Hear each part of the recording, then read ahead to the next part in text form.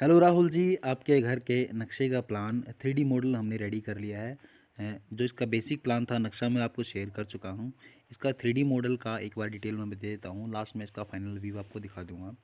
तो जैसा कि आपको पता है कि आपके प्लॉट की जो चौड़ाई है वो 13 फीट 8 इंच है और जो लंबाई है वो है 40 फीट। तो उसी हिसाब से आपको अंदर ही अंदर जितनी भी दीवारें हैं घर की, सारी दीवारें 4-4 इंच की होंगी, जिसकी वजह से आपको दोनों तरफ की दीवारें, लेफ़्ट और राइट की दीवारें 4-4 इंच है, तो 8 इंच जगह इसमें चली जाएगी। अंदर आपको 13 फीट की जगह मिलती है चौड़ाई में। और डिस्टेंस पीछे वाले जो बेडरूम की है वो है 13 फीट चौड़ा और 10 फीट लंबा, मतलब 13 बाई 10 का ये बेडरूम हो जाता है। अब एक चीज़ मैं बता देना चाहता हूँ, 1-2 इंच का ऊपर नीचे मार्जिन हो सकता है विड्थ में, क्योंकि आपकी प्लॉट की चौड़ाई जो है कम या ज़्यादा होगी। तो ये आपको काफ़ी कंफर्टेबल एक 13 फीट चौड़ा और 10 फीट लंबा बेडरूम मिलता है।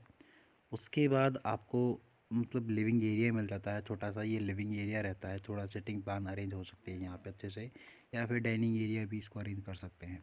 इसके साथ में एक ओपन किचन मिलती है आपको। एक बार मैं साइज़ की आपको डिटेल बता देता हूँ, जैसा कि आपने आपको नक्शे में बता तो दिया ऑलरेडी। जो ये सीढ़ियाँ हैं, सीढ़ियों की चौड़ाई अगर इस तरीके से साइज़ देखेंगे तो वो है 8.5 फीट, और इस तरीके से जो चौड़ाई देखेंगे वो है 7 फीट। तो 8.5 बाई 7 में आपको ये स्टेयर मिल जाती है, और उसके बीच में ये दोनों की जगह बचती है वो 8 फीट 10 इंच लंबी जगह रहती है। जिसके एक साइड में आपको किचन मिल जाती है। किचन की चौड़ाई हमने सिर्फ ओपन रखी है किचन, तो किचन की चौड़ाई स्लैब के साथ साथ इसकी चौड़ाई बढ़ जाती है। तो ये जो दीवार है ये भी स्लैब के साथ ही रखी जाएगी, क्योंकि नहीं रहती है। तो इस दीवार को ज़्यादा बड़ा इसलिए नहीं किया गया है क्योंकि जो कि सीढ़ियों के नीचे की जो जगह है, इसमें हमने टॉयलेट बाथरूम यूज़ किया है, टॉयलेट बाथरूम बनाया है, जिसमें आपको 4 फीट चौड़ा ये टॉयलेट बाथरूम मिल जाता है। डेप्थ की अगर बात करें तो जितना आप आगे की तरफ निकालना चाहेंगे तो उतनी डेप्थ इसकी लंबी हो जाएगी। अभी के लिए 5 फीट लंबा शायद रहता है। तो इसके बाद ही इन दोनों के बीच में इतनी जगह बच जाती है कि आप आसानी से इधर से कुछ भी सामान लेके आ सकते हैं और जा सकते हैं।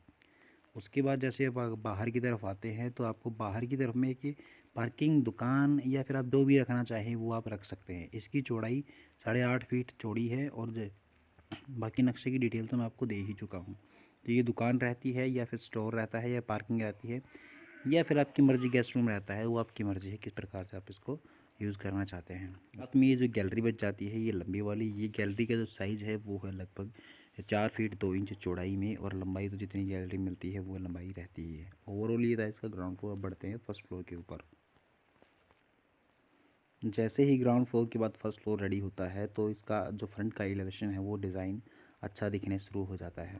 जैसे ही सीढ़ियों से आप ऊपर की तरफ आते हैं तो सीढ़ियों की चौड़ाई 7 फीट रहती है, और जो इसकी डेप्थ इस तरीके से चौड़ाई देखें तो 8.5 फीट में ये सीढ़ियाँ कवर की गई हैं। आप इसकी स्टेयर भी काउंट कर सकते हैं 11 फीट की हाइट पे या 10 फीट की हाइट पे। आप इतनी ही से ज़्यादा हाइट नहीं रख सकते।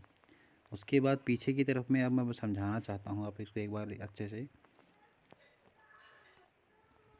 पीछे वाला बेडरूम का जो चौड़ाई है वो है 13 फीट, और जो लंबाई है वो है 10 फीट, जो कि ग्राउंड फ्लोर के जैसा जो हमने बेसिक प्लान रखा था वही रहने वाला है। एक साइड में आपको ये वोड्रो अलमीरा सेट कर सकते हैं, फिर भी आपको काफ़ी स्पेस मिल जाता है बेडरूम के अंदर, कभी छोटा नहीं रहता।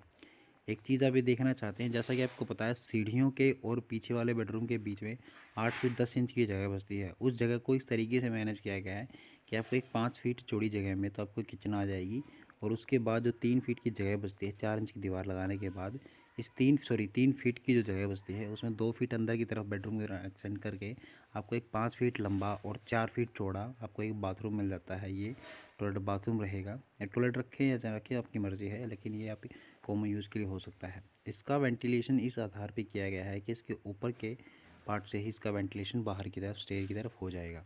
इसमें आपको किचन की तरफ भी आप यहाँ पे एक विंडो लगाना चाहें तो लगा सकते हैं, वो आपकी आपकी प्रायोरिटी है कि कहाँ पे इसको स्टेबल करना चाहते हैं। और उसके बाद जो ये जगह बचती है इसमें से विंडो हटा सकते हैं। ये जो आप छोटी विंडो देख रहे हैं, इसमें हटाने के बाद स्टोरेज के काम भी आ सकती है जगह बाथरूम के अंदर ही। ये सीढ़ियों का साइज़ वही ग्राउंड फ्लोर का फॉलो ही रहेगा। उसके बाद ये आपको एक बेडरूम मिल जाता है 12.5 फीट लंबा, और इसकी जो चौड़ाई तो वही रहेगी जो ग्राउंड फ्लोर पे फर्स्ट फ्लोर पे जो सभी बेडरूम की रहती है। तो ये आपको काफ़ी कंफर्टेबल बेडरूम मिल जाता है, गेस्ट रूम मिल जाता है। बेडरूम गेस्ट रूम किसी भी तरीके से यूज़ करें आपके ऊपर निर्भर होता है। उसके बाद ये 3 फीट का छज्जा बाहर की तरफ निकालेंगे आप।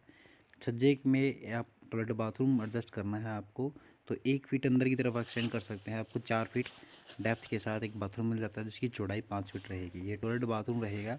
आप इसको टॉयलेट रखना चाहते हैं तो टॉयलेट रख सकते हैं, बाकी इसको यूटिलाइज़ कर सकते हैं आप किसी भी तरीके से। फाइनली मिस्टर राहुल, आपका घर बन जाने के बाद ये कुछ इस तरीके का दिखाई देगा। एक चीज़ मैं बताना चाहता हूँ, अगर ग्राउंड फ्लोर के बाद फर्स्ट फ्लोर पे ये जो बालकनी बनी हुई है, ऐसी ही बालकनी आप ऊपर बनाना चाहते हैं तो यह बालकनी भी बना सकते हैं, नहीं तो इस तरह का डिज़ाइन बनाएंगे तो भी आपका घर काफ़ी अट्रैक्टिव ही दिखेगा। तो ये घर के डिज़ाइन जो आपका 3D मॉडल है जो हमने कंप्लीट कर दिया है, इसका फ्रंट एलिवेशन के साथ भी नक्शा मैं आपको शेयर कर चुका हूँ। इफ़ इन केस अगर आपको कोई दिक्कत लगती है डिज़ाइन से संबंधित, अगर आपको कुछ समझ नहीं आ रहा है तो आप मुझे डायरेक्ट कॉल कर सकते हैं। हम आपको ज़रूर समझाने की कोशिश करेंगे, आपकी पूरी मदद की जाएगी। अगर आपको डिज़ाइन कैसा लगा हमें ज़रूर बताइएगा, और इस वीडियो को अपने फैमिली फ्रेंड्स के साथ भी शेयर कर दीजिए ताकि वो लोग भी अपने लिए हाउस प्लान और डिज़ाइन तैयार करवा सकें। किसी प्रकार की कोई कमी लगती है तो मैं फिर से कहूँगा, आप हमें संपर्क कर लीजिएगा। हमसे काम करवाने के लिए आपका धन्यवाद।